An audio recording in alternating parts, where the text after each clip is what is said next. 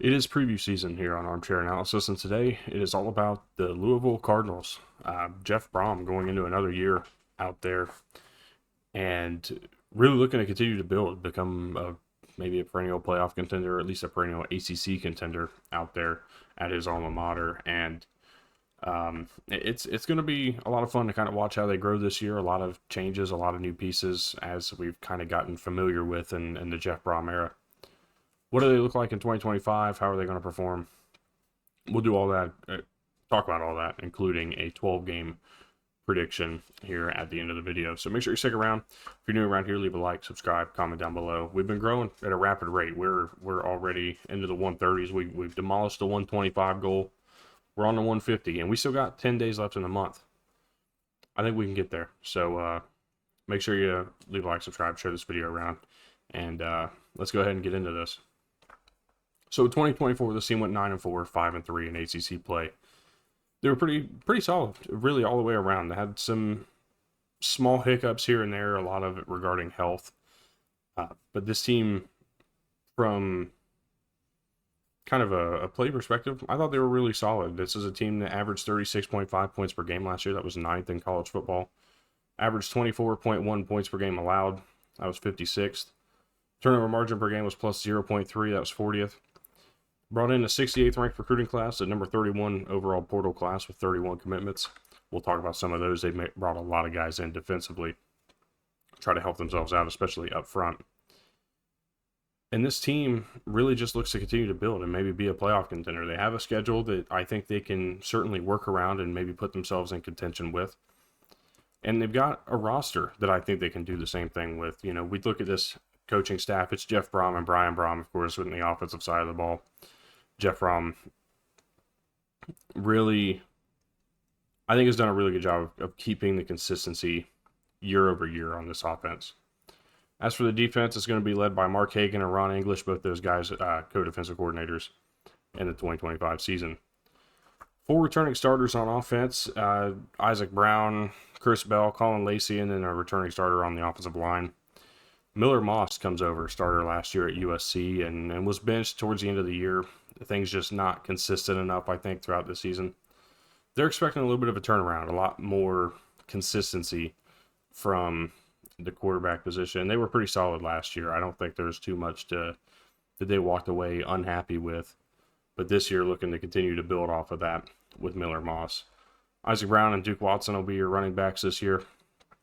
Chris Bell, Colin Lacey, Dakari Collins comes over from NC State. He'll be an interesting addition as well. And then you got Nate Kuriski out there at tight end. Again, you only got one returning starter on the offensive line. It's a pretty new group as a whole. And they were not necessarily greatest in terms of grades last year. Pass blocking grade is 65.8. That was 44th in the Power 4. Run blocking grade was 66.2. That was 28th in the Power 4. They're looking for a lot of improvement. I think it starts with that quarterback position. You know, Tyler Shuck was fine, struggled with some injuries throughout the course of his career. Miller Moss has been healthy. He's just been largely inconsistent. I think that part of that comes from being at USC, not really having the receiving stable they're used to having in the Lincoln Riley system.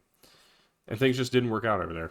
A fresh start. We'll see how he can perform for this offense. I think they're going to be a lot of fun to watch.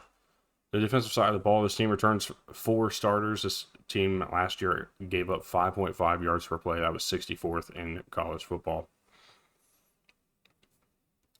Had a multitude of transfers. Wesley Bailey comes over from Rutgers. Cleve Lubin is a guy that they're really excited about coming in from Coastal Carolina. He's going to be a lot of fun to watch on the edge. Rodney Johnson from Southern. JoJo Evans comes over from FIU. And then Justin Agu comes over from Louisiana Lafayette. Returning leaders from last year, you'll see a lot of TJ Quinn, 82 tackles last year. He's kind of probably one of their favorite players right now on the defense, but they also love Stanquan Clark, who leads a lot of categories himself. 8 tackles for loss, 2 interceptions, 2 forced fumbles last year, leads all 3 of those categories. And then they got Renee Conga coming back with 2.5 sacks from last year. That's going to be only kind of adjusted further. Wesley Bailey and then Cleve Lubin, I think, is going to really add a different dimension to this defense in terms of their pass rush and their ability to affect opposing quarterbacks. This team had 19 turnover opportunities last year. When I say turnover opportunities, that means interceptions and forced fumbles. 10 interceptions, 9 forced fumbles last year. This is a team that I think looks to be a little bit more aggressive defensively, and then also just tries to kind of shore up some things, be a little bit better, especially in that yards per play category. Bring that down to like 5, and I think they'll be in a better position just throughout the course of the season. When you look at this team and their schedule, they sit here at an over-under of 8.5 for the 2025 season. It's going to be interesting because they're sitting kind of right on the edge with a lot of coin flip games. They're plus 800 odds to win the ACC, plus 9,000 to win a national championship should they get there.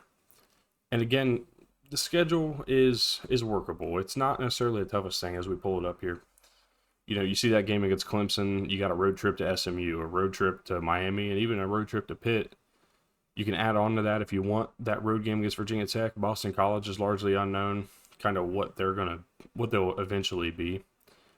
And then even Kentucky, going to be a tougher game towards the end of the year. It might not be as tough as we expect, but defensively, or as an offense, I should say, how can they move the ball against the Kentucky defense? All those questions will be answered. Looking at it, and let's go ahead and just talk through a prediction here. Let's start with the win. Eastern Kentucky, that's going to be a nice game to just kind of get things sorted out, get everybody kind of used to their role on this team, and you move on.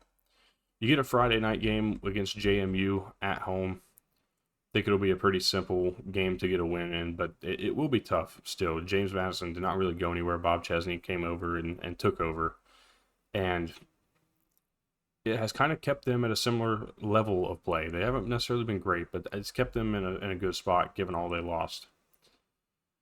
We'll see how tough this game is, but I think it'll be just a pretty simple win for Louisville altogether. Same thing with Bowling Green. I think they'll be 3-0 after 3 games.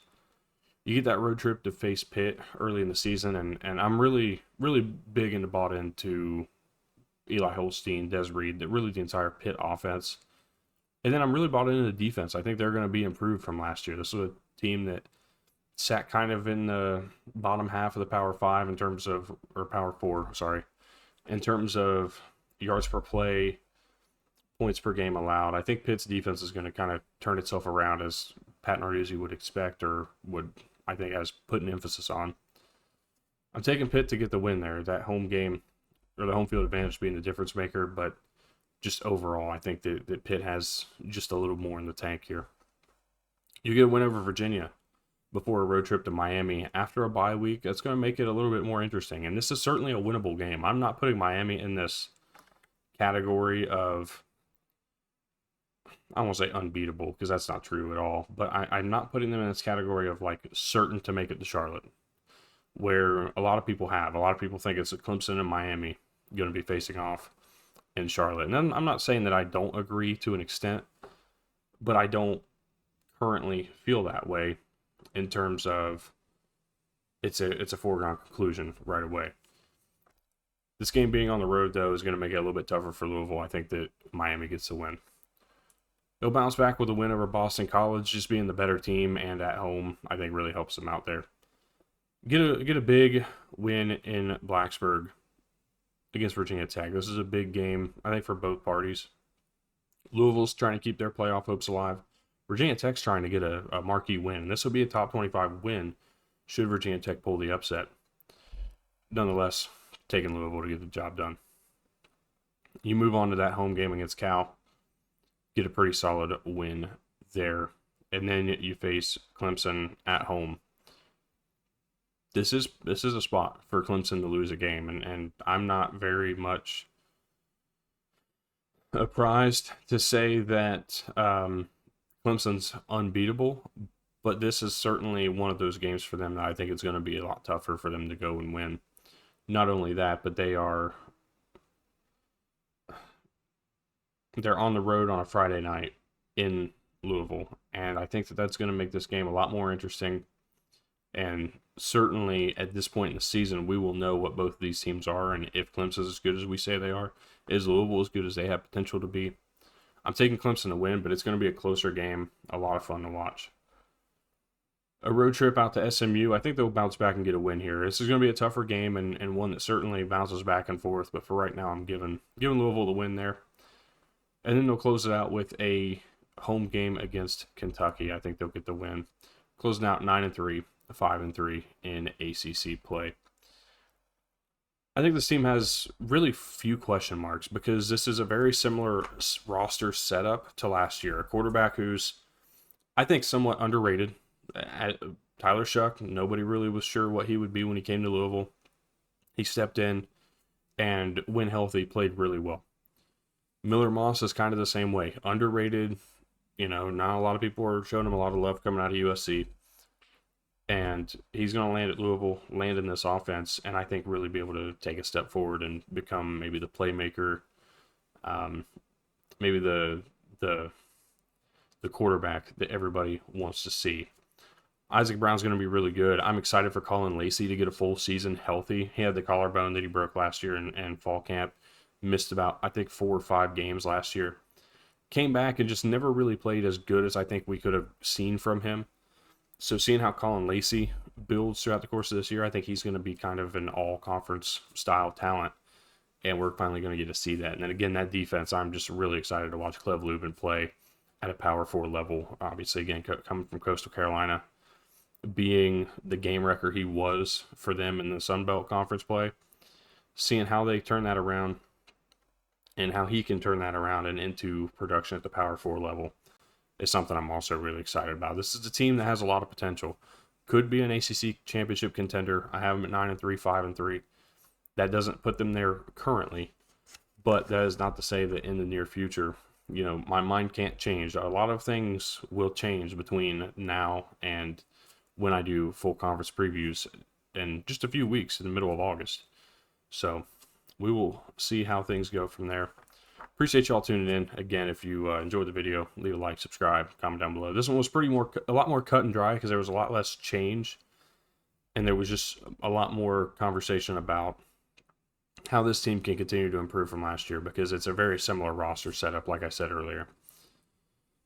A shorter video, but tomorrow I don't foresee this one being one that I can get by in less than 15 minutes. Colorado's got a lot of change, a lot of conversation about them, and whether or not Coach Prime is going to stick around after next year even.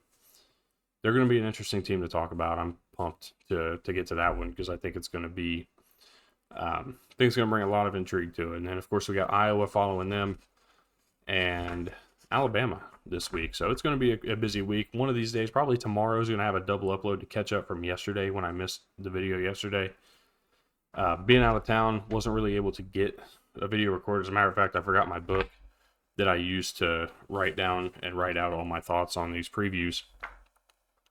So, unfortunately, I kind of messed that one up. So, going into this week, I'm going to get a double upload in there. Also had a request for Coastal Carolina as a preview. I will certainly be getting to it. More than likely later in the week, it might be a double upload later on down the line. But we've got a lot to get to this week. I'm excited for it. Make sure you stick around again by liking, subscribing, and we're trying to hit 150 by the end of the month. I think we can do it. Again, we got 10 days. Appreciate y'all tuning in, and we will see you tomorrow with the Colorado Buffaloes.